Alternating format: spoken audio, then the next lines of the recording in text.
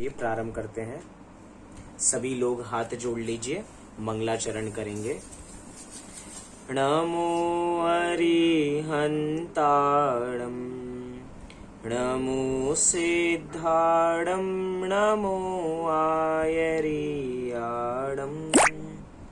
नमो उवझायाणं, नमो लोये सव्यसाहूणम्। मंगलम भगवान वीरो, मंगलम गौतमो गणी, मंगलम कुंद कुंदाद्यो, जैन धर्मोस्तु मंगलम। सर्वमंगल मांगल्यम सर्वकल्याणकारकम, प्रधानं सर्वधर्माणां, जैनं जयतु शासनम्, जैनं जयतु शासनम्। जैनम जयतु शासनम अर्थात जैन शासन सदा काल जयवंत बना रहे, ऐसी हमारी मंगल भावना है। देखिए, विगत दिनों से हम बहुत सुंदर वैराग्यमयी चर्चा अर्थात 12 भावनाओं का यहाँ पर चिंतन कर रहे हैं। शब्द का बहुत सुंदर प्रयोग है। हम 12 भावनाओं को क्या कर रहे हैं? हम उनका चिंतन कर रहे हैं। और वास्तव में ये 12 भावनाएं ऐसी हैं जिनका दिन रात चिंतन किया जाए तो भी कम है। क्या है कि हम थोड़े चिंतन में ही ऊब जाते हैं। हम थोड़ी चीजें कुछ कर लेते हैं तो हम ऊब जाते हैं। मैं कहूँ कि आज की ये जो अपनी कक्षा चलने वाली है, जो प्रवचन चलने वाले हैं, ये 3 घंटे के होंगे। तो भैया पहले से ही लगने लगेगा 3 घंटे, नहीं नहीं नहीं नहीं। और एक तरफ हम कह रहे हैं कि हमें इन 12 भावनाओं का चिंतन कितना करना है? दिन रात चिंतन हमें इसी का करना है, वी कथाओं का चिंतन नहीं करना है। आपको पता है, जब हम वी कथाएं करते हैं तो वी कथाएं करते करते, गप्पे लड़ाते लड़ाते समय कैसे बीत जाता है पता ही नहीं लगता है। ऐसा लगता है अभी तो हमने शुरुआत की थी, बहुत दिनों बाद सारे घर वाले आपस में मिले हों, क्योंकि अब तो मिल नहीं पा रहे हैं। जब भी कोई फैमिली गेट टुगेदर हो तो रात को बैठते हैं, सुबह 3 या 4 कब बज जाते हैं बातें बातें करने में ही पता ही नहीं लगता। कहते भैया समय बहुत कम था, समय बहुत कम था। और जब इसकी चर्चा आती है तो हमें लगता है कि भैया कब खत्म होगा, कब खत्म होगा, कब खत्म होगा, समय हो गया। लेकिन भैया ये 12 भावनाएं ऐसी हैं जिनका दिन रात चिंतन चलना चाहिए। मुनिराज क्या करते हैं? मुनिराज भी तो इन 12 भावनाओं का निरंतर चिंतन करते हैं। हम ये नहीं कह रहे कि हमें 12 भावनाओं को बिल्कुल रट लेना है, हमें छेड़ाला की 12 भावनाएं रट लेनी है, हमें भूधरदास जी द्वारा विरचित रट लेनी है। नहीं भैया, हम रटने का काम कह ही नहीं रहे हैं। हम कह रहे हैं हम उसका चिंतन करें। कितनी देर करें? हर समय इसका चिंतन करें, हर परिस्थिति में इसका चिंतन करें, तो ही इस जीव का कल्याण हो सकता है। ऐसी यहाँ पर बात कही जा रही है। चलिए अपनी चर्चा यहाँ से हम प्रारंभ करते हैं। अभी तक हम किन किन भावनाओं की चर्चा कर चुके हैं? कोई बताना चाहेगा? किन किन भावनाओं की चर्चा हमारी हो चुकी है? सबसे पहले हमारी कौन सी चर्चा थी? अनित्य भावना। अनित्य भावना। जल्दी से देखेंगे, ज्यादा देर नहीं लगाएंगे। लेकिन सबसे पहली भावना हमने अनित्य भावना देखी थी कि इस संसार में सभी चीजें अनित्य हैं। जो चीज क्षण भंगुर है वो क्षण भंगुर ही है, वो नित्य कभी भी हो सकती नहीं है। एक तरीके से ये 12 भावनाएं ऐसी हैं जिनकी हैमरिंग बार बार होनी चाहिए। क्यों? क्योंकि मिथ्यात्व भी तो अनादि का है ना। उस अनादि के मिथ्यात्व को तोड़ने के लिए बारंबार हमारी मिथ्या मान्यता पे जब तक उस मिथ्या मान्यता पर ठोकर नहीं लगेगी सच्चाई की, तब तक हमारा जो मिथ्या ज्ञान है उसकी शिला टूटने वाली नहीं है। इसलिए बारंबार हम शुरुआत भी हमेशा उस शुरू से करते हैं। पहली भावना क्या? अनित्य भावना की इस संसार में सब कुछ कैसा है? सब कुछ अनित्य है, क्षण भंगुर है, नाशवान है, सब कुछ नाश होने वाला है। ये चीजें सुन के नेगेटिव नहीं बल्कि पॉजिटिव होते हैं। भैया सब कुछ नाशवान है तो जिससे अपना ममत्व है वो भी चले जाने वाला है, इसलिए हमारा ममत्व भी बेकार है। और देखा जाए वो ममत्व का परिणाम भी तो नाशवान है, एक समय की पर्याय ही तो है। और थोड़ा विचार विश्लेषण करें ना, अगर हम अनित्य भावना को ही 12 दिन चलाएं तो कितने पहलू निकल सकते हैं कि आपका क्रोध का जो परिणाम कर रहे हो ना, जो आप किसी पे गुस्सा कर रहे हो, वो क्रोध भी अनित्य है, वो क्रोध भी चले जाने वाला है। कोई अगर शरीर में रोग लग जाता है तो वो रोग भी अनित्य है, वो हर समय हमारे साथ नहीं रहने वाला, इसलिए घबराने की बात कुछ नहीं है भैया, वो अनित्य है। ऐसे अगर कोई कषाय जागृत हो रही हो तो भैया वो भी अनित्य। मान कषाय जागृत हो रहा हो, ओ मैं इतना बड़ा, ये मैं पना जो है वो भी कितना है, वो भी कैसा है, अनित्य है, वो भी नाशवान है। क्यों? क्योंकि पर्याय का स्वरूप क्या है, पर्याय तो स्वयं ही अनित्य है, और पर्याय जब खुद ही अनित्य है तो एक समय की रह जाती है। फिर इस जीव को लगता है भैया सब कुछ अनित्य है, चलो किसी की शरण में चलो कहीं ना कहीं चलो, एकदम कहते हैं कि भैया क्या है, ये सब कुछ अशरण है, कोई तुम्हारा सहारा होने वाला नहीं है। कई ऐसी अनेक 12 भावनाएं हैं जिनका क्रम थोड़ा आगे पीछे किया, जैसे कि अशरण भावना के तुरंत बाद अगर हम एकत्व भावना की चिंतन करें तो कैसा लगेगा, थोड़ा विचार करके देखो।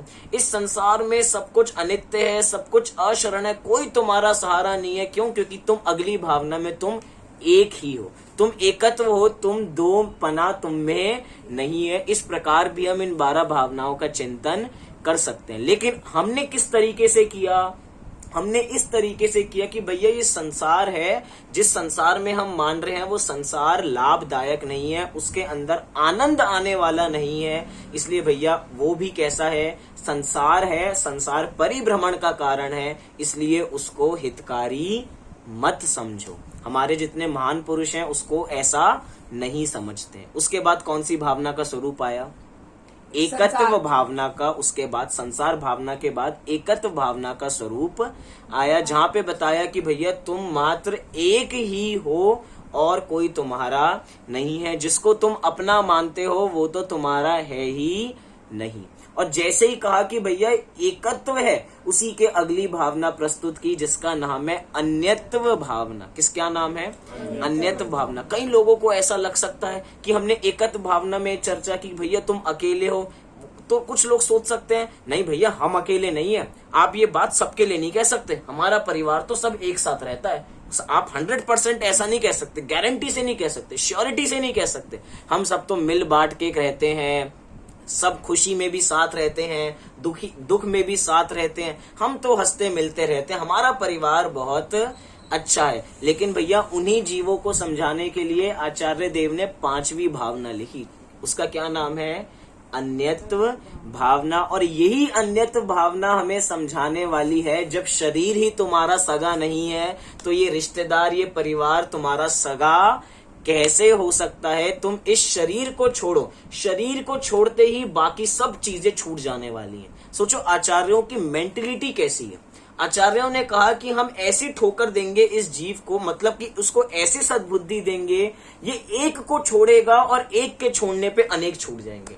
उदाहरण स्वरूप मैं कहूं कि अगर एक पति पत्नी में क्या होता है, तलाक होता है, क्या होता है, पति पत्नी में तलाक होता है, तो कितने लोगों से तलाक लेना पड़ता है, पत्नी से तलाक लेना पड़ता होगा, पत्नी के माता पिता से तलाक लेना पड़ता होगा, पत्नी के भाई बहनों से तलाक लेना पड़ता होगा, पत्नी के माता पिता परिवार मामा सबके, मतलब जितने उनके परिवार में है, क्या सबसे तलाक लेना पड़ता है?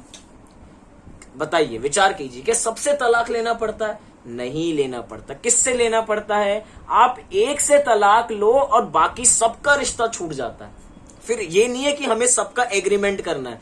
आप शरीर को अपना मत मानो, जैसे ही तुमने शरीर को अपना मानना छोड़ दिया, बाकी सब चीजें तुम्हारी पहले ही दूर हो गई हैं। इसी को हम इस अन्यत्व भावना में समझने जा रहे हैं कि भैया ये परिवार तो अपना है ही नहीं, इसको तो आचार्यों ने बहुत दूर से ही बाय बाय कर दिया। लेकिन कौन अपना है? ये शरीर। तो शरीर को जो हम अपना मानते हैं, आचार्य उस पे ठोकर, उस पे चोट दे रहे हैं कि भैया ये शरीर भी तुम्हारा नहीं है जिसको तुम अपना माने बैठे हो। आइए भूधर दास जी की पंक्तियों से विचार करते हैं कि उन्होंने किस प्रकार के भाव इसमें प्रकट किए हैं। आप सभी पुस्तकें ले लीजिए।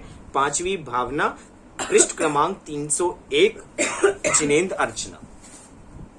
देखिए याद हो उसके बावजूद भी हमारे हाथ में पुस्तकें होनी चाहिए, जिससे क्या होता है हमारा चिंतन बार बार दृढ़ होता है, हमारे भूलने के चांस कम हो जाते हैं। इसलिए नहीं हो तब भी लो, पेज नंबर 301।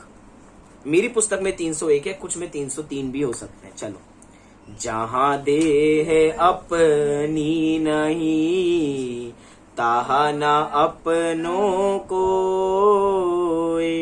घर संपत्ति पर प्रकट ये, पर है परिजन लोए, पर है परिजन लोए। कितना सुंदर अर्थ है इसका। देखिए पंक्तियों के माध्यम से ही हमें समझ में आएगा। कह रहे हैं कि जहां देह अपनी नहीं तहां न अपनों कोई।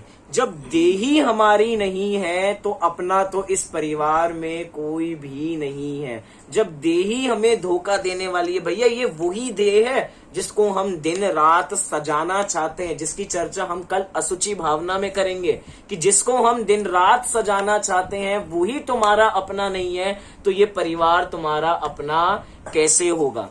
कई बार अपने दिमाग में ये चर्चाएं चलती हैं कि भैया उसने मुझे धोखा दे दिया। किसने मुझे धोखा दे दिया? वो तो मेरा इतना अच्छा मित्र था, मेरा बचपन का मित्र था, और वही मुझको छोड़ के जा रहा है, मुझे बहुत दुख हो रहा है। भैया वो तो दूर का है, वो तो छोड़ के जाने ही वाला है। मैं कह रहा हूं जो सबसे नजदीक का संबंध है ये शरीर का, जिसको तुम मान कर बैठे हो कि ये मेरा है, वो भी तुम्हें छोड़ कर जाने वाला, और छोड़ के जाने नहीं वाला, वर्तमान में भी उसने तो छोड़ा हुआ ही है।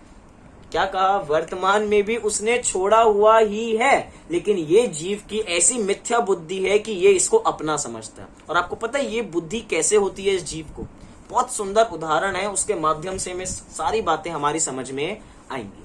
जैसे कि कोई व्यक्ति बहुत अच्छा उसका व्यापार चलता है, वो अपनी दुकान पे आराम से मस्त अपना व्यापार कर रहा है। इतने में ही कोई सज्जन व्यक्ति आता है और उससे कोई सामान लेता है, उसको पैसे देके चला जाता है। उसी व्यक्ति के हाथ में एक थैला भी है, और उस थैले के अंदर 10 लाख रुपए हैं। कितने रुपए हैं? 10 लाख रुपए हैं उस व्यक्ति के हाथ के अंदर। वो इतनी जल्दी में था, अपना सामान लिया, और जो थैला उसके काउंटर पे रखा था वो वहीं पर भूल गया और वो चला गया। जैसे ही इसने अपनी पूरी दुकानदारी की तो इसने देखा कि भैया वो चला गया, लेकिन ये देखा रे एक थैला दुकान पे रखा है। उसने देखा भैया इस थैले के अंदर क्या है। घर वालों से पूछा कि भैया तुमने तो यहाँ पे नहीं रखा है। उन्होंने कहा भैया हमने तो यहाँ पर नहीं रखा है, तुम एक बार देख लो। तो भैया खोल के देखा तो उसके अंदर तो 10 लाख रुपए पड़े हैं। 10 लाख रुपए हैं। अरे भैया ये मेरे नहीं है, ये मेरे नहीं है। लगता है कोई ग्राहक आया होगा, वो यहाँ पर पैसे रख के चला गया, भूल गया होगा, हड़बड़ाहट में होगा, दुकान के बाहर निकलता है, चारों ओर देखता है, लेकिन कोई नजर नहीं आता। फिर क्या करता है कि भैया उन्हीं पैसों को काउंटर पे ही छोड़ देता है। क्यों? क्योंकि पैसे उसके नहीं है ना। क्या नहीं है उसके पैसे नहीं है, तो उसने कहा काउंटर पे रखे रहने दो, हो सकता है शाम को आएगा और लेके चला जाएगा। ठीक है भैया, वो यहीं पे रख दिए उसने पैसे, और वो आगे बढ़ गया, अपना काम करता रहा। रात हो गई लेकिन तब भी नहीं आया। अब बताओ वो पैसे उसके हैं क्या? अभी भी पैसे उसके नहीं है। उसको पता है कि ये पैसे मेरे नहीं है। अब मैं आपसे ये पूछना चाहता हूं, जब वो अपनी दुकान को बढ़ाएगा तब वो उन पैसों को शटर के अंदर रखेगा या शटर के बाहर रखेगा? अंदर रखेगा या बाहर रखेगा? भैया सज्जन व्यक्ति है, उसको लगता है हो सकता है मतलब कि तेजी में भूल गया हो, समय ना मिला हो, कल आके ले लेगा। उसको पैसों को अंदर रख लेता है, और ऐसे ही समय बीतता चला जाता है। उन 10 लाख रुपए को कोई लेने नहीं आता। उसको अभी भी ये दृढ़ श्रद्धान है कि ये पैसे मेरे नहीं है। धीरे धीरे करते करते समय बीत गया। 1 साल, 2 साल, 3 साल, 4 साल, 5 साल बीत गया। अब इस व्यक्ति को जरूरत पड़ी, एकदम 3 लाख रुपए की इसको जरूरत पड़ी कि भैया मुझे 3 लाख रुपए चाहिए। उसने हर जगह पूछा, रिश्तेदारों से पूछा, अपना बैंक बैलेंस देखा, ज्वारात देखे, लेकिन उसको 3 लाख रुपए नहीं मिले। उसको एकदम ध्यान आया। क्या ध्यान आया? अरे मेरे घर में तो 10 लाख रुपए पड़े हैं ना। ठीक है वो 10 लाख रुपए मेरे नहीं है, अभी 3 लाख रुपए ले लेता हूं, अगर कोई देने आएगा तो 3 लाख रुपए उसमें रख दूंगा, कह दूंगा भैया मुझे जरूरत थी, मेरे मन में खोट नहीं है। वो उस 3 लाख रुपए को ले लेता है और अपना काम कर लेता है। ऐसी समय बीतता जा रहा है। एक तरीके से उसने अपनी तिजोरी में उस पैसे को रख दिया और उसने उन्हीं पैसों से अपना बिजनेस चालू कर दिया कि भैया ये ऐसा है, ये वैसा है, ये वैसा है, और करते करते उसको अपना पैसा समझने लग गया। एक दिन ऐसा हुआ कि पैसे लेने के लिए गया और देखा कि भैया वो बैग नहीं है। क्या नहीं है? वो बैग तो वहां पर रखा ही नहीं है। इसने हल्ला मचाया कि भैया मेरे 10 लाख रुपए चले गए, मेरे 10 लाख रुपए चले गए। पुलिस में कंप्लेंट की, मेरे 10 लाख रुपए तिजोरी में रखे थे, वो 10 लाख रुपए चले गए, 10 लाख रुपए चले गए। अब मैं पूछना चाहता हूं क्या वो 10 लाख रुपए उसके थे? शुरुआत से देखिए, वो भी पहले यही समझता था कि वो 10 लाख रुपए मेरे नहीं है, लेकिन समय बीतता गया तो इसको ऐसा भ्रम होने लग गया कि ये पैसे तो मेरे ही हैं। मैं पूछता हूं, जब हमारा जन्म हुआ था तब हम अपने साथ यहाँ पर कुछ लाए थे क्या? सब नंगे ही आए थे। और जब जाना है तब भी कुछ लेके नहीं जाना है। उसके बावजूद भी विचार कीजिए, हम इसको अपना क्यों मानते हैं? ये क्या है? ये शरीर है ना, शरीर अपने को मिला, और ये शरीर क्या है? ये शरीर जीव मतलब कि जन्म से लेके मरण तक साथ रहने वाला है। एक बार को जो बाहरी चीजें हैं वो तो छूट जाती हैं, कुछ का सहयोग होता है कुछ दिनों का, बाकी छूट जाने वाले। लेकिन शरीर कैसा है? इस जीव को भ्रम क्या होता है? पहले इसको भी लगता था ये शरीर मेरा नहीं है, ये शरीर मेरा नहीं है, लेकिन इतने सालों का इसका समागम है, इतने सालों का इसका संयोग है कि इसको ये भ्रम हो जाता है कि ये तो मेरा है, ये तो मेरा है। जैसे उसके पैसे नहीं है, लेकिन इतने सालों में उसको ये भ्रम हो गया, उसको अपने पैसा समझ के उपयोग करने लग गया। ऐसे ही हम इस शरीर को अपना समझ के उपयोग करने लग गए, ये मेरा है, ये मेरा है। अब आपको पता है इस शरीर में छोटे से छोटा रोग भी होता है तो ये जीव कहता है ये रोग मुझे हो गया, ये रोग मुझे हो गया। अगर ये शरीर थोड़ा स्वस्थ हो जाता है तो कहता है, अगर कोरोना का टेस्ट कराने गया और कहा कि भैया तुम नेगेटिव हो, देखो मेरी इम्यून सिस्टम, मेरा इम्यूनिटी पावर कितनी बड़ी है, मैं कितना स्ट्रांग हूं। भैया शरीर स्ट्रांग है, शरीर की अवस्था है वो।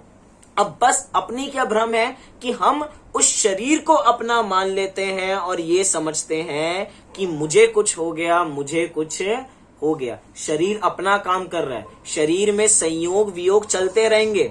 शरीर कभी ठीक होगा, कभी खराब होगा, कभी ठीक होगा, कभी खराब होगा। लेकिन ये क्या समझता है कि शरीर के खराब होने पे मैं खराब हो गया और शरीर के सही होने पे मैं सही हो गया। अब जितना विचार करना हो ना इतना विचार करो। शरीर मोटा हो गया तो इसको लग रहा है कि मैं मोटा हो गया, शरीर पतला हो गया तो इस जीव को लग रहा है कि मैं पतला हो गया। विचार कीजिए, उसके अंतरंग की आत्मा कहाँ मोटी कहाँ पतली? वो तो मोटी पतली होती ही नहीं है। बच्चों को उदाहरण समझाते हैं ना, हाथी का शरीर अजीब है और हाथी की आत्मा जीव है। चींटी का शरीर अजीब है और चींटी की आत्मा जीव है। ये क्या भेद विज्ञान है? हम शुरू से बच्चों को ये चीजें क्यों सिखाते हैं कि भैया शुरू से ये बातें सिखाएंगे तो ही बाद में काम आने वाली है, कि भैया कम से कम ये ज्ञान तो होगा कि जो कुछ हो रहा है वो इस शरीर को हो रहा है, वो मुझे होता ही नहीं है। भैया अजर अमर आत्मा को क्या कभी कुछ हो सकता है? अगर उसको रोग होने लग जाए तो वो अजर अमर नहीं रह सकती। शरीर अजर अमर रहता नहीं है तो उसमें अनेक रोग होते रहते हैं। और इसमें कोई आश्चर्य करने की बात नहीं है कि अगर अभी कोरोना पॉजिटिव भी हो जाए तो कोई आश्चर्य करने की बात नहीं है। शरीर की स्थिति है, शरीर को हुआ है, मैं तो इससे भिन्न हूं, मुझे इसके अंदर कुछ होने वाला नहीं है। ये हमें अन्यत भावना सिखा रही है। अन्यत माने क्या? अन्य कि सब चीजें अन्य है, मतलब कि ये शरीर मेरे से अन्य है। अभी तो हम बाहर की चीजों की बात ही नहीं कर रहे हैं। किसकी बात नहीं कर रहे हैं? हम यहाँ पे परिवार की बात नहीं कर रहे। हमने परिवार की बातें हम ऊपर करके आए। हम परिवार से भेद विज्ञान आपको संसार भावना में दिखा के आए, अनित्य में दिखा के आए, अशरण में दिखा के आए। यहां पर क्या कह रहे हैं कि भैया जो तुम्हारा सबसे नजदीकी संबंध है शरीर से, वो भी तुम्हारा नहीं है। अगर नयों की भाषा में कहा जाए तो कह सकते हैं ना कि उपचरित असद्भूत व्यवहार नय की बात नहीं है। यहाँ पे किसकी है? अनुपचरित असद्भूत व्यवहार नय की है। मतलब कि पहले नंबर के नय से दूसरे नंबर का नय बहुत ज्यादा स्ट्रांग है। पहले वाला तो संबंध दिखाता है परिवार वालों से, लेकिन भैया कह रहे हैं परिवार वाले तो बहुत दूर हैं। देखो ये फोन यहाँ पे रखा है, दो फोन यहाँ पे रखे हुए हैं, एक और फोन यहाँ पे रखा हुआ है बड़े वाला। ये सब हमें पता है ना कि ये हमसे भिन्न है, साक्षात ही हमें भिन्न पता लग रही है। अब देखो तिजोरी में जो पैसा रखा हुआ है, कहाँ पे रखा हुआ है? तिजोरी में रखा हुआ है, तब भी ये जीव क्या कहता है कि ये पैसा मेरा है। अब क्या है, साक्षात उसको दिख रहा है कि वो पर है। ऐसे ही हमें पता है कि ये परिवार वाले बिल्कुल पर हैं। आचार्य उसकी यहाँ पर बात ही नहीं कर रहे। आचार्य कह रहे हैं हमें इससे तुम्हें भेद विज्ञान अभी कराना ही नहीं है, हम तो तुम्हें इससे सूक्ष्म भेद विज्ञान करा रहे हैं। जब तुम्हें हम इतनी बढ़िया चीज चखा देंगे तब तो बाकी का भेद विज्ञान ऑटोमेटिक हो ही जाएगा। हम तुम्हें शरीर से भिन्न दिखा रहे हैं कि शरीर अलग है और तुम बिल्कुल अलग हो। यहां तक कि थोड़ा और गहराई में उतरो, क्यों? क्योंकि ये 12 भावनाएं हैं ना, भावनाएं माने चिंतवन। हम जिस चीज का जितना चिंतवन करते हैं हमें उसमें से उतना ही रस आने लग जाता है। मिश्री को जितना चूसो, क्या कह रहे हैं, मिश्री को जितना चूसो उसमें से उतनी मिठास आएगी, उतनी मिठास आएगी, उतनी मिठास आएगी। ऐसे ही ये जिनवाणी के तत्व हैं जिनका जितना चिंतन करो, जितना चिंतन करो, बार बार हमें रस आने ही वाला है। ऐसे ये 12 भावनाएं हैं जिनका जितनी बार चिंतन किया जाए हमें उतना ही अंतरंग में आनंद उतरता है। देखो यहाँ पे क्या कह रहे हैं इन्हीं पंक्तियों में, जहां देह अपनी नहीं तहां ना अपनों कोई, घर संपत्ति पर प्रकट ये पर है परिजन लोए, पर है परिजन लोए। परिजन तो परिजन ही है, यहाँ पे उसकी चर्चा यहाँ पे हो ही नहीं रही। वास्तव में हम इस संसार में किसको अपना मानते हैं? हम जिस परिवार को अपना मानते हैं वास्तव में थोड़ा पूर्व भव देखो इनका। अभी हमें लग रहा है कि हम बड़े अच्छे से हैं, भैया थोड़े बाद जाके देखो, थोड़ी बाद जाके देखो तो पता लगेगा कि जो पुत्र आज तुम्हारा आज्ञाकारी है पूर्व में वो तुम पे उपसर्ग कर रहा था, पूर्व में वो तुम्हें परेशान कर रहा था और अभी तुम्हें पुचकार रहा है, अभी तुम्हें पुचकार रहा है। ऐसे हम नहीं कह रहे, ऐसे हमारे पुराण ग्रंथ कह रहे हैं। विचार करके देखना, राजा श्रेणिक का बेटा, राजा श्रेणिक के बेटे ने ही अपने पिताजी को जेल में डाल दिया। अब बताओ कैसा संबंध है ये? अपने चाहे वो बाद में कोई घटना घटी हो, लेकिन राजा श्रेणिक के बेटे ने, सोचो विचार कीजिए, उस समय का विचार करो जब राजा श्रेणिक अपने बच्चे को हर वो चीज सिखाते थे, देखो बेटा ऐसा चलते हैं। क्या उस समय उनको ये पता था जिन पे वो इतना प्रेम लुटा रहे हैं कि यही संतान मुझे बाद में जेल में डालने वाली है? पता था इसका? अभी तो सगे हैं ना, अभी तो इसी भव की बात चल रही है। लेकिन भैया कोई तुम्हारा सगा नहीं है, परिवार वालों की तो यहाँ पर बात ही नहीं चल रही है।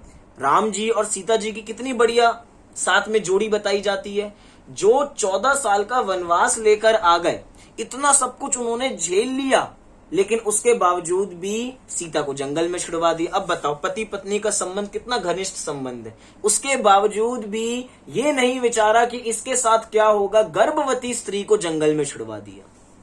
अब बताओ, अब तो सगे हैं, विचार कीजिए इसके संदर्भ में कि हम क्या कह रहे हैं। हम परिवार वालों के बारे में बात ही नहीं कर रहे हैं। परिवार वाले तो पहले ही परिजन हैं, जो अपने हैं वो ही ठक्के जाते हैं, पराये ठक्के नहीं जाते हैं। परायों को तो हमारे बारे में पता ही नहीं है। हम कहते हैं भैया उसने हमें धोखा दे दिया, उसने हमें धोखा दे दिया। भैया जिसने धोखा दिया है वो तुम्हारा अपना ही है, अपने ही धोखे दे के जाते हैं। परायों को तो तुमसे कोई मतलब ही नहीं है, तुम्हें कौन जानता है? विचार तो करो, एक बार लिस्ट निकालो, लिस्ट में देखो कि तुम्हें पूरे जीवन काल में कितने लोग जानते हैं जो तुम्हारे लिए हर समय हर कार्य करने के लिए तैयार है। लिस्ट बनाने बैठोगे तो एक नाम नहीं मिलेगा कि वो हर परिस्थिति में तुम्हारा साथ देने के लिए तैयार हो जाए। प्रसिद्ध घटना है 24 तीर्थंकरों में से पार्श्वनाथ भगवान की। पार्श्वनाथ भगवान पे किस जीव ने उपसर्ग किया? कमट के जीव ने उपसर्ग किया। थोड़ा सा पास्ट में जाओ, आपको पता है वो कमट का जीव कौन है? वो कमट का जीव पार्श्वनाथ भगवान का ही पूर्व में भाई है। दोनों मंत्री के, मतलब दोनों बेटे हैं राजा के, दोनों राजा के बेटे हैं और भाई भाई पे उपसर्ग करने के लिए लगा हुआ है। हम तो कहानी पढ़ते हैं ना, कहानी में तो हमें यही पता लगता है कि कमट ने पार्श्वनाथ के जीव पे उपसर्ग किया, पार्श्वनाथ मुनिराज पे उपसर्ग किया। पूर्व में जाके देखो भाई भाई सगे के नहीं है। हम कहते हैं ना आज की परिस्थितियां, भैया आज वैसा समय नहीं है। कहते हैं ना हमारे जमाने में सोचो भैया आज वो जमाना नहीं है कि पिताजी ने कहा है कि बेटा 14 साल के लिए वनवास चले जाओ तो राम जी ने सहज स्वीकार कर लिया। भैया आज ऐसी परिस्थिति नहीं है, आज तो कोई हमारी सुनता ही नहीं है। भैया ये तो थोड़े समय की बात है, आदिनाथ भगवान के काल में जाके देखो, उनके पोते ने उनकी नहीं सुनी, भरत चक्रवर्ती के पुत्र ने उनकी नहीं सुनी, और हम कह रहे हैं हमारी कोई नहीं सुनता, हमारी कोई नहीं सुनता। मैं इतना कहता रहता हूं मेरी अनुसार कोई चलता ही नहीं है। भैया क्यों चलेंगे? क्या तुम अपने पिताजी के अनुसार चले थे? विचार करो। जो लोग विदेश चले जाते हैं वो कहते हैं कि भैया हमारे बच्चे हमारी सुनते नहीं है, हमारी बच्चे हमारे सुनते नहीं है। तो उन लोगों को कैसे समझाएं कि तुमने अपने पिताजी की सुनी थी? तुम भी तो उनको छोड़ के चले गए थे, विदेश गए थे तो उनको तुम छोड़ के ही गए थे ना। तुमने अपने पिताजी की नहीं सुनी तो तुम्हारे बच्चे तुम्हारी क्यों सुनेंगे? तुम ऐसी अपेक्षा क्यों रखते हो कि ये मेरे अनुसार नहीं चलते? भैया कोई किसी के अनुसार नहीं चलता, सब अपने अनुसार चलते हैं। इस जीव को भ्रम है कि ये मेरे अनुसार चल रहा है। और आपको पता है, हम थोड़ी से सम्मान के लिए किसी के अनुसार चलने लग जाते हैं तो उसको ये लगता है देखो ये मेरे नेतृत्व में चलता है, जो मैं कहता हूं ये तो मेरा बिल्कुल आज्ञाकारी है, ये तो मेरा बिल्कुल आज्ञाकारी है। जैसे कि होता है ना, हमारे सबके अपनों के घर में क्या होता है, हम किसी के घर में जाते हैं तो सब अपने बच्चों की तारीफ करते हैं, भैया हमारे बच्चे तो बहुत ही आज्ञाकारी हैं, हमारी किसी भी बात का उल्लंघन नहीं करते। भैया इस पंचम काल में ऐसे बच्चों का होना भैया बहुत भाग्य की बात है। इतने में से उनका बच्चा जाता है, वो कहता है कि भैया हमारे घर में मेहमान आए हैं, थोड़ी देर बैठ जाओ। बच्चा कहता है नहीं मैं पिक्चर के लिए जा रहा हूं। अरे थोड़ी देर तो बैठ जाओ, मैं पिक्चर के लिए जा रहा हूं। स्थिति पता लग गई, जो आज्ञाकारी हैं तुम्हारे कहने पे 5 मिनट बैठने के लिए तैयार नहीं है, लेकिन उसके बावजूद भी अरे नहीं नहीं अपने कोई बहलाने के लिए तैयार हो जाता है। अरे हाँ हाँ इन्हें पिक्चर के लिए जाना है, इनको जाने दो, इनको जाने दो। क्या है? क्योंकि ये मोह है ना, हमें हर स्थिति में वैराग्य पता लगता है, लेकिन हमारा मोह इतना हावी हो जाता है कि हम मोह से सारी गलतियां भूल जाते हैं और फिर उससे लाग लपेट में लग जाते हैं। फिर उससे भैया काम तो यही आने हैं ना अंत समय में, ऐसा क्या काम आएंगे जो तुम्हारे उस समय में नहीं सुनते? विचार कीजिए इसके संदर्भ में। कोई किसी के साथ आने वाला नहीं है। 5 पांडवों के ऊपर उपसर्ग हुआ तो किसने उपसर्ग किया? किसने उपसर्ग किया 5 पांडवों पे? उनके भांजों ने उपसर्ग किया, परिवार वालों ने ही उपसर्ग किया। पसंद नहीं आ रहा। सुकमाल मुनिराज पे किसने उपसर्ग किया? उनके ससुर जी ने उपसर्ग किया। विचार कीजिए, घर वाले उपसर्ग कर रहे हैं, घर वाले ही आपस में उपसर्ग कर रहे हैं और हम उनको ही अपना समझने के लिए तुले पड़े हैं। ये अपने हैं, ये अपने, भैया ये हमारी केयर करते हैं, ये ही हमारी केयर करते हैं। भैया कोई केयर नहीं करता, कोई इस संसार में केयर करने योग्य नहीं है। केयर करने कोई योग्य है तो वो हम हैं, अपने लिए ही।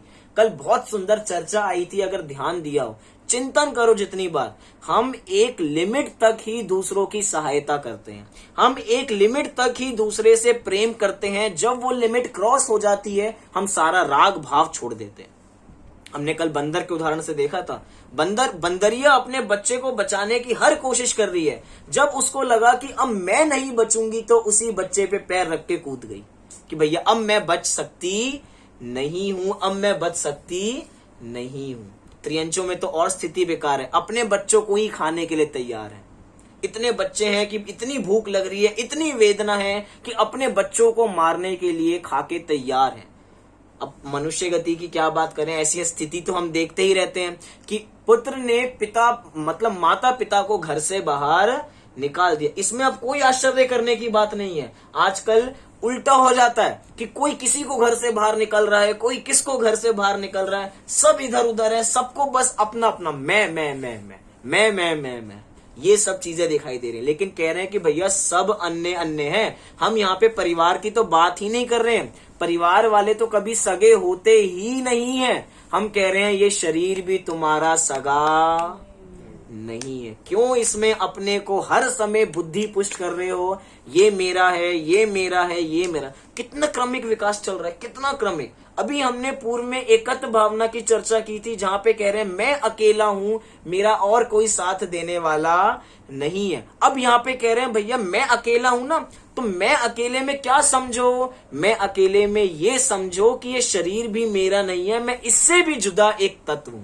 मतलब कि थोड़ा और सूक्ष्म में जाओ, अन्य अन्य है ना, शरीर तो मेरे से भिन्न है ही है। ये क्रोध, मान, माया, लोभ, हास्य, रति, अरति, शोक, भय, जुगुप्सा, स्त्री वेद, पुरुष वेद, नपुंसक वेद, ये सब मेरे से भिन्न है। क्यों? क्योंकि इन सब में कैसा संबंध है? इन सब में मात्र मोटा मोटा कहा जाए तो एक क्षेत्र अवगाह संबंध है। कैसा संबंध है? एक क्षेत्र अवगाह संबंध है। देखो, अगर ये मीटिंग यहाँ पे 40 मिनट में पूरी हो जाए तो सभी लोग इसी लिंक से दोबारा जुड़ जाएं, ठीक है? आज थोड़ी ऐसा ही होना लिखा था तो ऐसा ही हो रहा है, इसलिए जो लोग टूट जाएं वो वापसी इस मीटिंग से दोबारा जुड़ जाएं। क्या बात चल रही है यहाँ पर? क्या बात चल रही थी? क्रमिक विकास की इन सब 12 भावनाओं में किस प्रकार का क्रमिक विकास हुआ है कि अभी एकत्व, और अभी कह रहे हैं कि भैया सब अन्य अन्य। देखो, ये बात नहीं चल रही थी, इससे पता चला कि हमारी अटेंटिवनेस थोड़ी कम थी। यहाँ पे क्या कह रहे थे हम कि जो क्रोध, मान, माया, लोभ, यहाँ पे शरीर तो भिन्न है ही है अन्य अन्य में, साथ साथ में ये 9 कषाय भी मेरे से भिन्न है। 9 कषाय भी मतलब कि मैं क्रोध नहीं हूं, मैं मान नहीं हूं, मैं माया नहीं हूं और मैं लोभ नहीं हूं। आपको पता है, एक कषाय जागृत होती है तो बाकी चारों कषाय जागृत हो जाती हैं इस जीव की। उदाहरण मतलब समझ में नहीं आ रहा तो प्रैक्टिकल करके देख लो। आप क्रोध करो तो आपको मान जरूर आएगा। क्यों? क्योंकि जिस पे क्रोध करते हैं तो ये समझते हैं देखो मैं बड़ा हूं, मैं दूसरे को डांट रहा हूं तो मैं ऊपर हूं, दूसरा नीचे है। अब क्योंकि क्रोध के अंदर क्या होता है, हम अपनी वॉल्यूम को बढ़ाते हैं और वॉल्यूम को बढ़ा के क्या समझते हैं, इसकी वॉल्यूम नीचे जाएगी तो मैं इससे बड़ा हूं, तो क्रोध किया, साथ साथ में मान किया। अब अपनी वाक चतुरता से, मायाचारी से उसको हराने की कोशिश करेंगे, मायाचारी कर ली। लोभ का परिणाम करेंगे उसी समय, कैसे इसकी सब चीजें हड़प ली जाएं, कैसे इसको पास्ट दिलाया जाए, इसकी सारी गलतियां याद कराई जाएं और इसका सारा पैसा लूट लिया जाए। एक कषाय जागृत होती है, चारों कषाय हावी हो जाती हैं। इसलिए भैया कह रहे हैं जब हमें ये पता लगेगा कि क्रोध अलग है, मान अलग है, माया अलग है, लोभ अलग है, तो ये जीव शांत हो जाएगा। मतलब कि जिस समय, जैसे उदाहरण के लिए स्वरूप में कहूं कि जैसे हम इस स्थिति में भेद विज्ञान कैसे करें, जैसे कि मैं ऐसे खड़ा हूं और पीछे से किसी ने मुझे बहुत गंदी गाली दी, मैं इतना आग बबूला हुआ कि जैसे ही मैंने पीछे मुड़ के देखा, जैसे ही मैंने मन में सोच लिया कि मैं इसको ये गाली दूंगा और जैसे ही पीछे मुड़ के देखा, उसने कहा भैया जी आपको नहीं, आपके अगले वाले को गाली दे रहा हूं। अब बताओ, अभी तक हमारे मन में कितना मैं ऐसा उसको बोलूंगा, उसने मुझे ऐसा कैसा कह दिया, कितना एकदम आकुल हो गए, आकुल व्याकुल होगा, उसको ऐसा कहूंगा। और जैसे ही उसने ये वचन कहे, अरे आपको नहीं आपके अगले वाले को कह रहा था, तो तुरंत हाँ उसको कह लो, मुझे थोड़ी कह रहे हो, हाँ उसको कह लो। अब इस समय क्या हुआ, हम निराकुल हो गए। ऐसे ही हर परिस्थिति में लगाए, जब हमें कोई गाली दे तो ये विचार करो कि वो गाली किसको दे रहा है, वो क्रोध कर रहा है तो किसको कर रहा है, अगर वो किसी को सुंदर कह रहा है तो किसको कह रहा है ये भी विचार करो। वो सुंदर तुम्हारे शरीर को कह रहा है, वो सुंदर तुम्हें नहीं कह रहा। जब वो तुम्हें कुरूप कहे, हाँ ठीक है, एक्सेप्ट एज इट इज, ठीक है तुम कुरूप, हाँ ठीक है भाई शरीर है, शरीर तो कुरूप ही होता है, हमें स्वीकार है। हमारी आत्मा तो अजर अमर है, वो तो सबसे सुंदर पदार्थ है। कोई हमारी तारीफ करे, ठीक है भैया इसकी तारीफ हो रही है, मैं तो अजर अमर पदार्थ हूं, ये तो इससे बिल्कुल भिन्न है। जिस गंदे पदार्थ की इतनी तारीफ हो रही है, जो इतना गंदा है तब भी इतनी तारीफ हो रही है, सोचो मेरी आत्मा तो परम पवित्र है, वो कितनी सुंदर होगी। इसका विचार करें। मतलब कि हर समय ये विचार करें कि मैं ये नहीं हूं। और हम थोड़ा और अंदर डीप जाने की कोशिश करें। क्यों? क्योंकि चिंतन है ना, चिंतन बार बार करते रहो तो और डीप में हम जाते चले जाएंगे। कह रहे हैं कि भैया ये जीव को बताओ, ये अन्यत भावना की भावना क्यों नहीं भा पाता, ये इसका चिंतन क्यों नहीं कर पाता। क्यों? क्योंकि इसके मन में ये बैठा हुआ है कि ये मेरा है।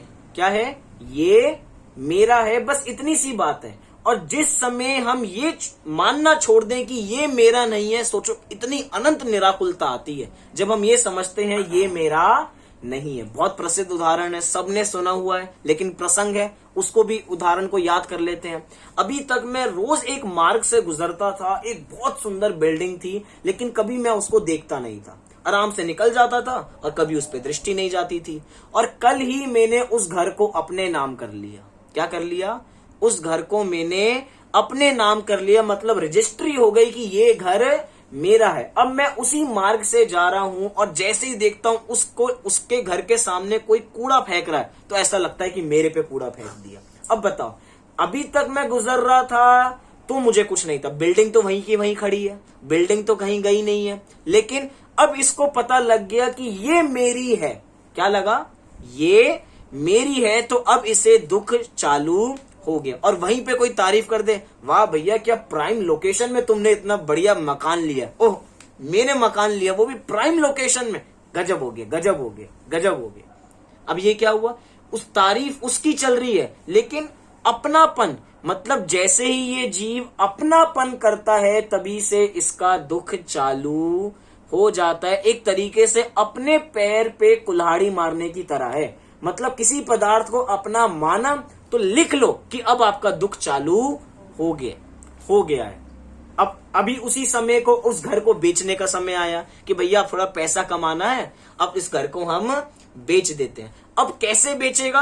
अब उसमें भी मायाचारी करेगा, कैसे मुझे ज्यादा पैसे मिल जाए, कैसे मुझे ज्यादा पैसे मिल जाए। लेकिन क्या है, इस समय सारी कषाय जागृत हो गई, क्योंकि मायाचारी करेगा ना, और हमने कहा है कि एक कषाय करेगा तो बाकी की कषाय जागृत हो जाएंगी। लेकिन यहाँ पे भैया बहुत सुंदर चीजें कह रहे हैं। क्या? जहां देह अपनी नहीं, तहां ना अपनों कोय, घर संपत्ति पर प्रकट ये, पर है परिजन लोए, पर है परिजन लोए। इसका मतलब ये नहीं है कि शरीर से द्वेष भावना चालू कर दें कि भैया शरीर तो बड़ा गंदा है, शरीर मेरा नहीं है, तो आज से मैं इसका ध्यान रखना मैं छोड़ दूंगा, आज से मैं इसको नहीं संभालूंगा, ये तो बहुत गंदा है, ये तो मुझे धोखा देने वाला है, जो मुझे धोखा देगा वो तो मेरा शत्रु है, आज से मैं इसको देखूंगा नहीं, जा तू चला मैं अलग। भैया ऐसा भी मत करना, और ना ऐसा होने वाला है। आपको पता है मुनिराज बाकी सबका त्याग कर देते हैं, और ऐसा नहीं कि वो शरीर का त्याग नहीं करते हैं, शरीर के प्रति उनका मोह छूट जाता है, लेकिन भैया शरीर कोई ऐसी चीज नहीं है कि उसको उतार के टांग दिया जाए, रहेगा साथ में ही, लेकिन हर समय चिंतन रहेगा कि ये मेरा नहीं है, ये मेरा नहीं है। ऐसा चिंतन हम हर समय दौड़ाएं तो कितनी निराकुलता आएगी। आज जो इतनी परिस्थितियां घट रही हैं, उन पर सभी परिस्थितियों से मैं भिन्न हूं। अरे भैया मैं सब परिस्थितियों से भिन्न हूं, कितनी निराकुलता आ गई। अरे भैया मुझे कुछ नहीं होगा, मुझे कुछ नहीं होगा। जब हमें पता लगे कि हमारे पूरे मोहल्ले में सब बीमार पड़ रहे हैं और मैं अकेला बचा हूं, कितना अच्छा लगता है, मैं बचा हूं, मैं बचा हूं। ऐसी कह रहे हैं भैया तुम सबसे बचे हुए हो, तुम सारे क्रोध मान माया लोभ से बचे हुए हो, तुम कभी कुछ करते ही नहीं हो, ये परम पवित्र आत्मा कुछ करती ही नहीं है।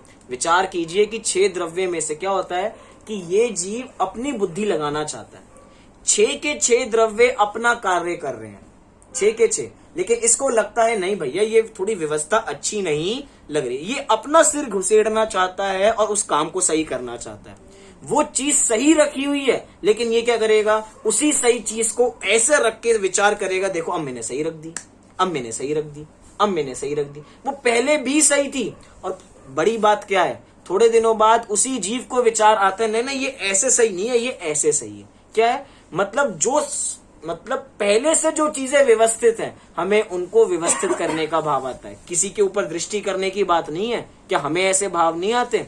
जो चीजें पहले से जहां पर रखी हैं, हमें उसको बदलाव करने का परिणाम नहीं आता। मतलब भैया कह रहे हैं कि 6 द्रव्य अपना कार्य कर रहे हैं, हम भी अपना कार्य कर रहे हैं, लेकिन ये हम व्यर्थ में सुलझाने में जाते हैं और खुद उलझ के आ जाते हैं। भैया इसलिए किसी के पास मत जाओ, अपने पास जाओ, अपने बारे में विचार करो तो अपना कल्याण होगा ही होगा। देखिए आइए और दूसरी पंक्तियों के माध्यम से भी थोड़ा विचार यहाँ पे करते हैं। कौन सी पंक्तियां हैं? देव शास्त्र गुरु की पूजन की पंक्तियां हैं जयमाला की। देखिए क्या कह रहे हैं यहाँ पे युगल जी बाबू जी, मेरे न हुए ये मैं इनसे अति भिन्न अखंड निराला हूँ, निज में पर से अन्यत्व लिए निज समरस पीने वाला हूँ। कितनी बढ़िया पंक्ति कह रहे हैं। मेरे न हुए ये मैं इनसे, अति भिन्न अखंड निराला हूँ। न ये मेरे हुए हैं न मैं इनका हुआ हूँ। क्यों? क्योंकि दोनों अन्य अन्य हैं। क्या है? दोनों अन्य अन्य है। ऐसा एक अभाव का नाम भी है। बताओ, चार अभाव में से कौन सा अभाव है? अत्यंता भाव है कि ये द्रव्य बिल्कुल अलग है और ये द्रव्य बिल्कुल अलग है। ऐसा ही हम कह सकते हैं अन्योन्या भाव, कि एक पुद्गल द्रव्य की वर्तमान पर्याय का दूसरे पुद्गल द्रव्य की वर्तमान पर्याय में अभाव है। कोई किसी का कुछ अच्छा बुरा नहीं कर सकता। क्यों? क्योंकि अभाव है ना। हम चाहें तब नहीं कर सकते हैं। जिनेंद्र परमात्मा आ जाए तब भी किसी को सुखी कर नहीं सकते हैं, ना किसी को दुखी कर सकते हैं। ये सारी मान्यता दूसरे मतों में चलती है कि मेरे भगवान मुझे भला करेंगे, मेरे साथ अच्छा करेंगे, मुझे ऐसा करेंगे। भैया यहाँ पर कह रहे हैं कि कोई किसी का अच्छा बुरा करने वाला नहीं है। अच्छा बुरा अगर कोई करने वाला है तो वो मात्र मैं ही हूं। इसलिए कह रहे हैं मेरे न हुए ये मैं इनसे, अति भिन्न अखंड निराला हूँ। निज में पर से अन्यत्व लिए, निज समरस पीने वाला हूँ। पर का एक कण भी मेरे में प्रवेश करता नहीं है। आत्मा में किसी प्रकार का रोग होता नहीं है। लेकिन ये चीजें हमें कब सुहाएंगी? जब हम ऐसा चिंतन करेंगे, जब हम ऐसा विचार करेंगे कि ये मुझे नहीं होते हैं, ये मुझे नहीं होते हैं, तभी तो होगा। लेकिन जब हम ये विचार बार बार करेंगे ये तो मुझे हुआ है, ये मुझे हुआ है, तब हमें उतना दुख होगा, तब हमें उतना दुख होगा। लेकिन भैया जो मुनिराज हर समय अपनी आत्मा का चिंतन करते हैं, शरीर को चाहे महारोग क्यों ना हो जाए।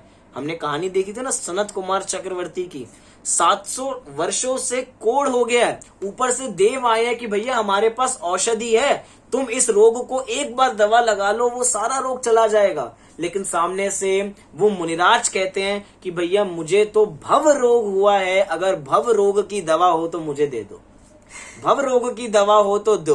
वो कह रहे हैं भैया हमारे पास भव रोग की दवा नहीं है, हमारे पास सब दवाएं हैं, लेकिन भव रोग की दवा तो मात्र आपके पास है, जो रत्नत्रय के मार्ग से होके गुजरती है। क्योंकि रत्नत्रय की पूर्णता ही तो मोक्ष मार्ग है। सम्यक दर्शन, सम्यक ज्ञान, सम्यक चारित्र, इन सब की पूर्णता का नाम ही मोक्ष मार्ग है। और मोक्ष मार्ग होगा तो ही तो मोक्ष होगा। जब तक हम मार्ग पे चलना ही नहीं सीखेंगे, जब तक हम ट्रैक पे आएंगे ही नहीं, तब तक मोक्ष पहुंचने वाले नहीं है। इसलिए भैया ऐसा विचार करें। हम कहते हैं हमारे साथ अच्छा क्यों नहीं हो रहा, हम मोक्ष क्यों नहीं जा रहे, हम मोक्ष क्यों नहीं जा रहे। भैया तुम मोक्ष जैसा काम भी तो नहीं कर रहे ना। हम कह रहे हैं ऐसा करो, तुम्हें वैसा करना नहीं है, और रिजल्ट चाहते हो कि हम मोक्ष चले जाएं, तो ऐसा होने वाला नहीं है। निज में पर से अन्यत्व लिए, निज समरस पीने वाला है। कि जो ये निज है वो तो सदा काल क्या देखता है, सदा काल ही निज रस भोगने वाला है। आइए देखिए और दूसरी पंक्तियों के माध्यम से भी विचार करते हैं। आदरणीय दादा के माध्यम से भी 12 भावनाएं लिखी गई हैं, उनके अंदर वो क्या कह रहे हैं इसका भी हम थोड़ा विचार करते हैं। क्या कह रहे हैं?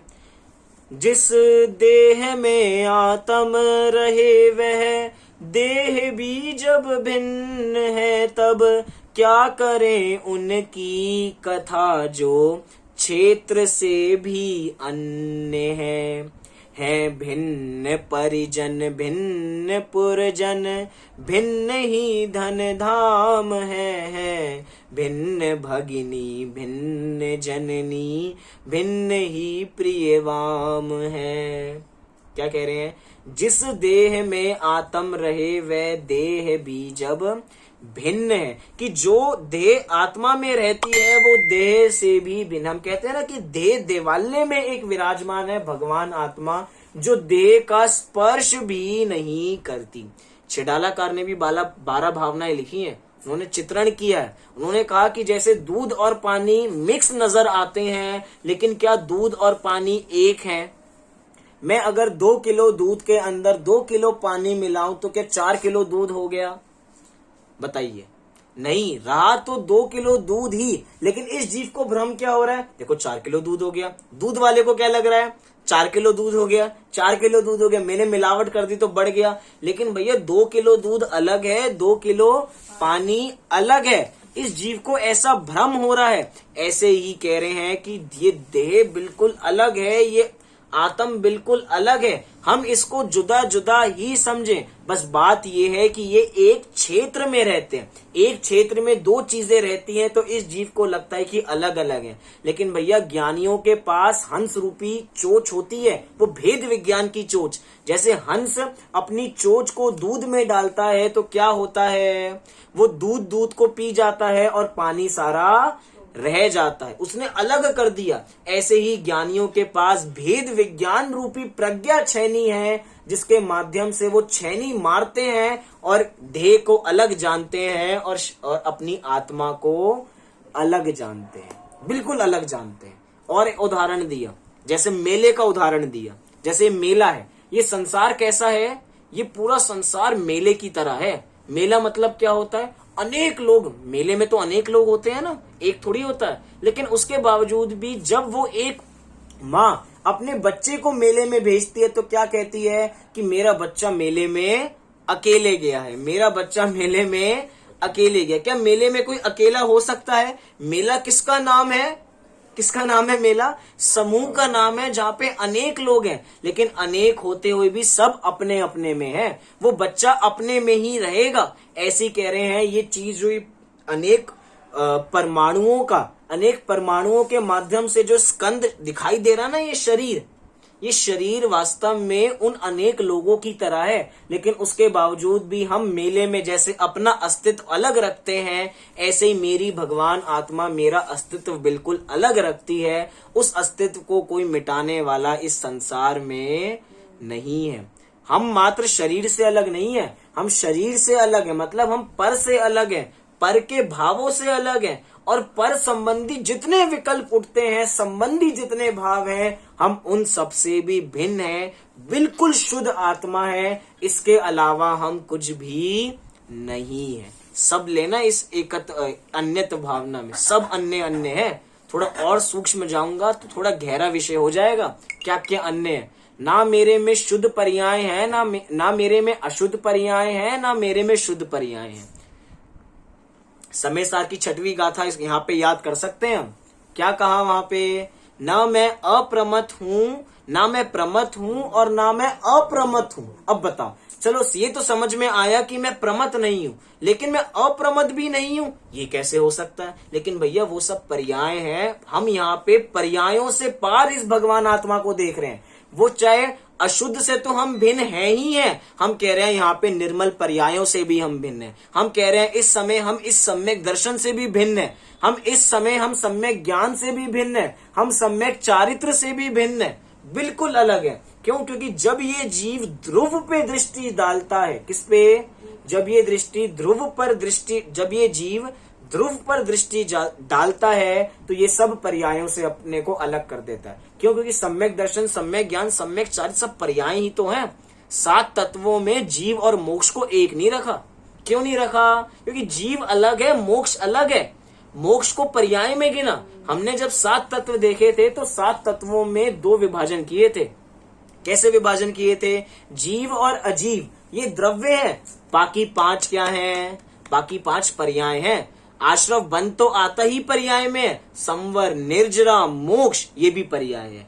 और ज्ञानी जन उस जीव को देखते हैं तो उस मोक्ष को प्राप्त कर लेते हैं। हम बार बार मोक्ष को देख रहे हैं तो हमें वो जीव नहीं मिल पा रहा, वो हमें ध्रुव नहीं मिल पा रहा।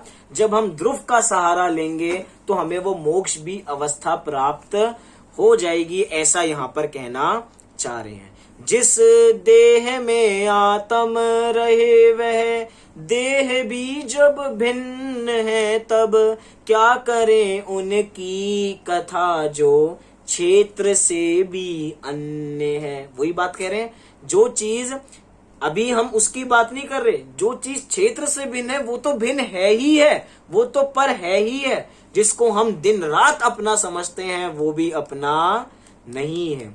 है भिन्न परिजन भिन्न पुरजन भिन्न ही धन धाम है भिन्न भगनी भिन्न जननी भिन्न ही प्रिय वाम है, सब कुछ भिन्न है, सब कुछ अन्य अन्य है। इसी प्रकार ये अन्यत्व भावना हमें संदेश दे रही है कि भैया सब भिन्न है, हम अपने में अभिन्न रहें। ये दर्शन ज्ञान चारित्र अलग अलग नहीं है। आपको पता है, अगर हम समय सार की और बातें करें तो हमें पता लगे यहाँ पे कि जहां पे दर्शन को, ज्ञान को, चारित्र को जहां पे अलग अलग कहा जाता है उसको आचार्य व्यवहार कहते हैं। कह रहे हैं कि क्या आत्मा में ज्ञान नहीं है, क्या आत्मा में दर्शन नहीं है, क्या आत्मा में चारित्र नहीं है? कह रहे हैं नहीं है। आचार्य कह रहे हैं आत्मा में ज्ञान नहीं है, दर्शन नहीं है, चारित्र नहीं। भैया कैसे नहीं है? क्यों? क्योंकि तुम कैसा कथन कर रहे हो? तुम भेद कथन कर रहे हो और भेद व्यवहार होता है। हम तो एक शुद्ध भगवान आत्मा की बात कर रहे हैं, हम ऐसा भेद करते ही नहीं है। हम ऐसा नहीं मानते दर्शन अलग है, ज्ञान अलग है, चारित्र अलग है, सब एक है, सब एक है। ऐसा जब हम ध्रुव पे दृष्टि डालेंगे तो हमें वास्तव में वो अन्यत्व का भाव हमें पता लगेगा। हम अन्यत्व भावना का हर समय विचार करते रहें, चिंतन करते रहें। इसी मंगल भावना से अभी की बात को हम यहाँ पर पूरी करते हैं। कल हम अशुचि भावना की चर्चा करेंगे। सभी लोग 9 बार नमोकार मंत्र का पाठ करेंगे।